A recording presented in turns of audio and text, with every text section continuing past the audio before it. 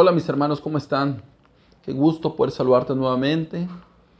Aprovecho para enviarte un fuerte abrazo y para felicitarte porque hemos llegado a la lección número 9. Sé que has estado allí y quiero que sepas que Dios tiene planes maravillosos para ti y para tu familia. Entonces, sin más preámbulo, ¿qué te parece si avanzamos? El tema que corresponde para el día de hoy se titula Lo que la Biblia enseña acerca del juicio. ¿Has oído hablar acerca de que vendrá un juicio sobre esta tierra? ¿Un juicio celestial, un juicio de nuestro Dios? Bueno, quiero que sepas que ese juicio es real. Ese juicio no es fantasía, no es una fábula, no es algo utópico. Quiero que sepas que el juicio es real, hermano querido. Y no es un juicio que se debe de ver para el futuro. Es un juicio que ya se está celebrando. Tu nombre y el mío están desfilando por los atrios celestiales. ¿Cómo es eso? Quiero que sepas que hay un juicio que se ha empezado mientras estamos en esta tierra. Dejemos que la palabra de Dios nos instruya respecto a esto. Veamos, ¿qué dice la primera pregunta? ¿Qué juzgará Dios? Primera pregunta, Eclesiastés 12:14. Porque Dios traerá toda obra a juicio juntamente con toda cosa encubierta, sea buena o sea mala. Dice que Dios traerá toda obra a juicio. ¿Cuándo? Bueno, dejemos que la palabra de Dios nos siga capacitando. Dice, sea buena o sea mala, las obras que hayamos hechas serán traídas a juicio. Entonces, nosotros no deberíamos de pensar que las cosas que hacemos, si son malas, quedarán impunes, porque muchas personas hacen cosas desagradables, violentas, pensando que todo eso quedará impune. Quiero que sepas que nada pasará por alto a nuestro Dios. Segunda pregunta, ¿quiénes comparecerán ante el tribunal de Cristo? Si bien es cierto que hay un juicio y es real, quiero que sepas que también es cierto que son personas las que desfilarán de cierto modo ante el tribunal de Cristo. Veamos qué dice la segunda carta de Corintios 5:10. Porque es necesario que todos nosotros comparezcamos ante el tribunal de Cristo para que cada uno reciba según lo que haya hecho mientras estaba en el cuerpo, sea bueno o sea malo. Aquí repite prácticamente lo que decía el versículo anterior, que nosotros compareceremos ante el tribunal de Cristo para dar cuentas de lo que hayamos hecho mientras estuvimos en el cuerpo, sea bueno o sea malo. De ahí la idea, hermanos queridos, que nosotros nada quedará impune de lo que hagamos. Por eso es bueno que nosotros, aún a tiempo, paremos de nuestro mal proceder y nos demos vuelta y veamos a Cristo Jesús y empecemos a hacer obras dignas de vida. Vayamos a la tercera pregunta. ¿Quién es el juez? Bien, en un tribunal terrenal está un juez terrenal, la parte acusadora, el ministerio público, los testigos, un grupo de personas que se reúnen para atestiguar y, por otro lado, la parte imputada o el culpado, el inculpado. Prácticamente esos son los que componen un juicio terrenal. Pero en el juicio celestial, en los tribunales de Dios, se componen de algo parecido. Está el juez y dejemos que la palabra de Dios nos diga quién es el juez. Romanos 2:16 dice, en el día en que Dios juzgará por Jesucristo los secretos de los hombres conforme a mi evangelio. ¿Quién será el juez? Dice, en el día que Dios juzgará por Jesucristo los secretos de los hombres. ¿Quién es el juez entonces? Jesucristo, nuestro Creador, el que murió por nosotros. Él también se constituye en nuestro juez. Veamos la siguiente pregunta. ¿dónde están registradas nuestras acciones?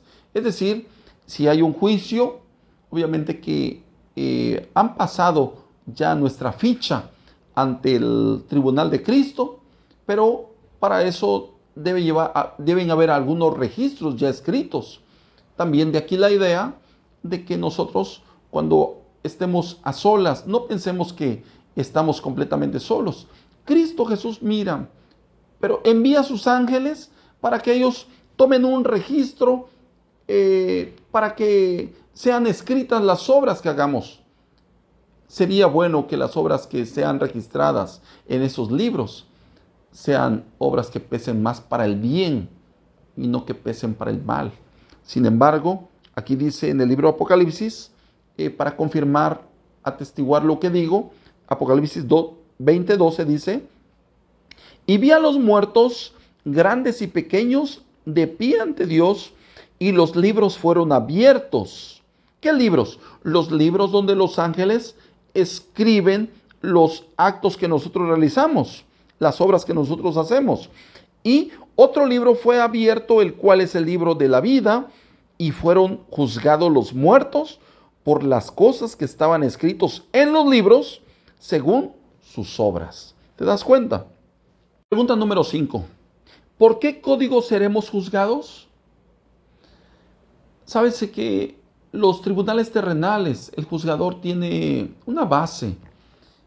En este caso toma la constitución política de mi país. También existe el código de procedimientos penales. Está la ley penal.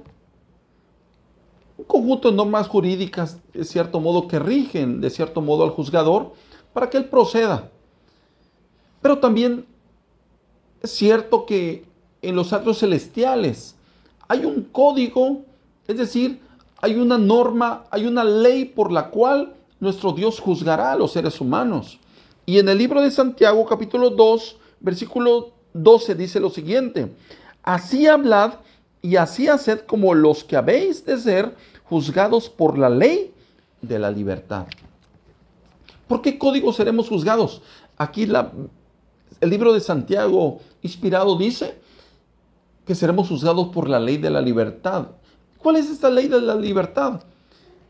No es más que los 10 mandamientos. Es la libertad que dio el Señor también en el jardín del Edén a los primeros hombres, al primer hombre en esta tierra, en el caso de Adán y a Eva, para que tuvieran la libertad de ir hacia al árbol de la vida o ir hacia el árbol de ciencia del bien y del mal. En este caso les dio un solo mandamiento. Hoy nos da su palabra, su santa ley, que son el decálogo, los 10 mandamientos. Y el Señor dice: así hablad y así haced como los que habéis de ser juzgados por los 10 mandamientos o por la ley de la libertad. Prácticamente nuestro Dios juzgará a los seres humanos por lo que hayamos hecho. Si decidimos honrarle guardando sus mandamientos o decidimos desobedecerle haciendo lo contrario de lo que dice la ley. Pregunta número 6. ¿Cómo podemos estar seguros de salir absueltos en el juicio?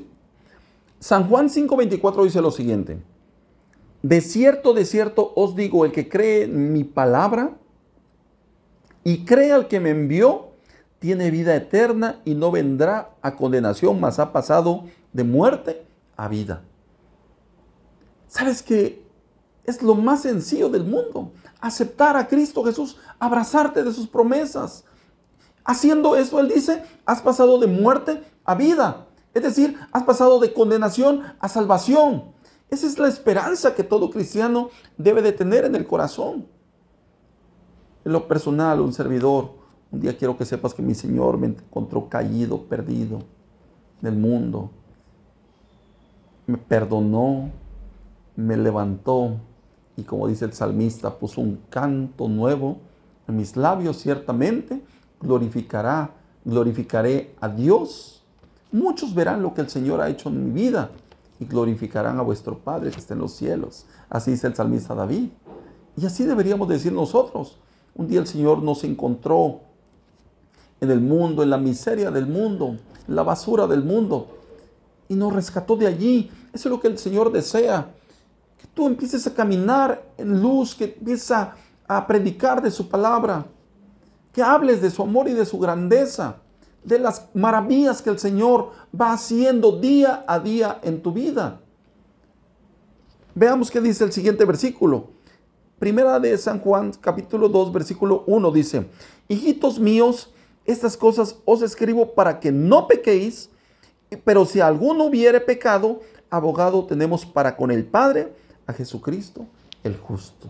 Entonces, ¿cuán seguro es salir absuelto del juicio? Si Cristo Jesús es tu abogado. Y quiero que sepas que este abogado nunca ha perdido un caso. Los abogados terrenales, ellos pueden tener fallas y incluso hasta, de cierto modo, a veces la corrupción ha inundado todo nuestro territorio y la verdad es que no es saludable a veces incluso hablar de un abogado. Pero hablar de este abogado, que es nuestro Señor Jesucristo, quiero que sepas que tienes todas las posibilidades de ganar en este juicio porque nuestro Señor Jesucristo te representa. ¿Cómo lo hace? Muy sencillo. Nosotros hemos pecado y está el enemigo y dice: Él no puede entrar al reino de los cielos. Él no puede ser salvo.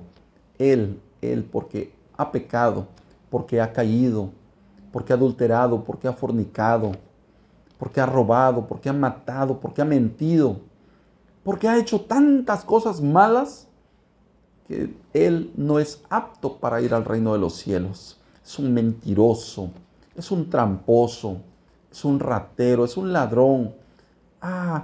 Es un envidioso, egoísta, es una persona mala que no tiene, cierto modo, ningún perfil sano para ir al cielo. El enemigo, el acusador, dice esto a nuestro Creador. Y nuestro Señor Jesucristo se lo queda mirando y le dice: eso es lo que tú crees. Enseña sus manos clavadas, enseña su costado y le dice: Padre, a nuestro Creador, a nuestro Dios, dice: Padre, ciertamente Él pecó, ciertamente Él violó tu santa ley, pero también es cierto que un día con humildad vino a mí y me aceptó como su único Salvador personal. Y en este momento yo lo declaro salvo. Yo lo declaro absuelto en el juicio.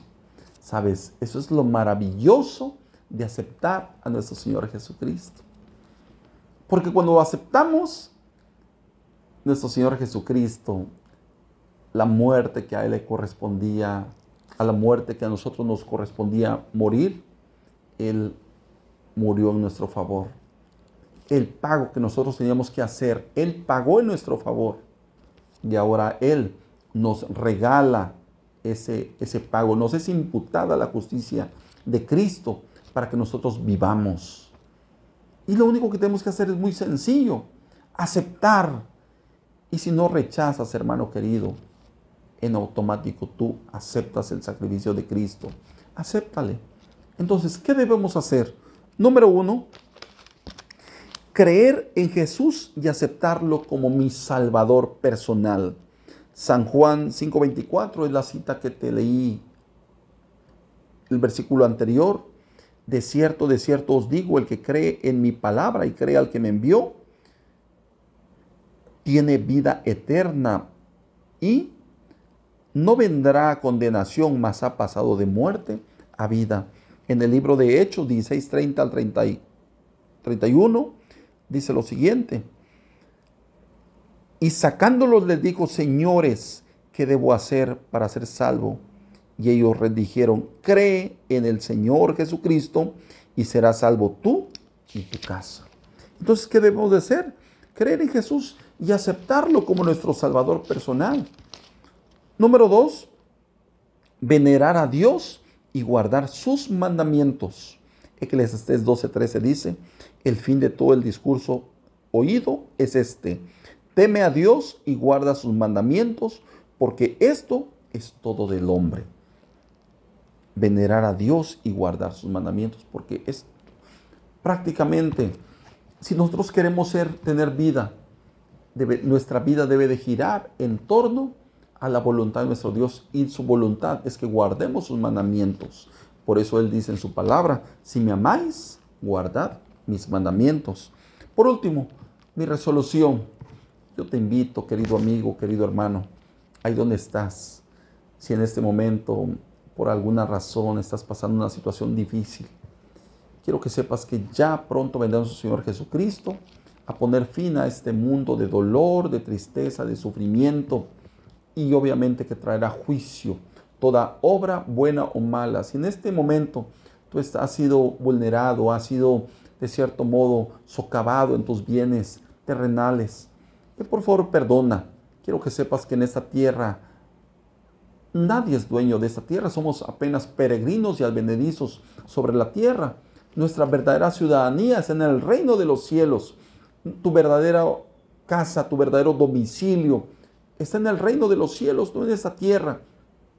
Pero si por alguna otra razón también te han cometido una injusticia, quiero que sepas que en este planeta va a ser así las cosas, hasta que Cristo Jesús aparezca en gloria y majestad.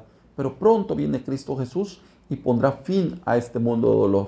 Entonces, yo te invito en el nombre de Cristo Jesús que tú aceptes el sacrificio de Cristo y deja que Él te represente en los atrios celestiales. Entonces, ahí donde estás, si ese es tu deseo, colócate en pie, ahí donde estás, o en el lugar donde estés, si es que vas por el camino, viajando, donde estés escuchando este mensaje. Repite conmigo, por favor. Mi resolución: acepto a Jesús como mi abogado, deseo respetar y obedecer los mandamientos de Dios. Que Dios te bendiga, mi amigo. Un abrazo. El Señor te acompañe.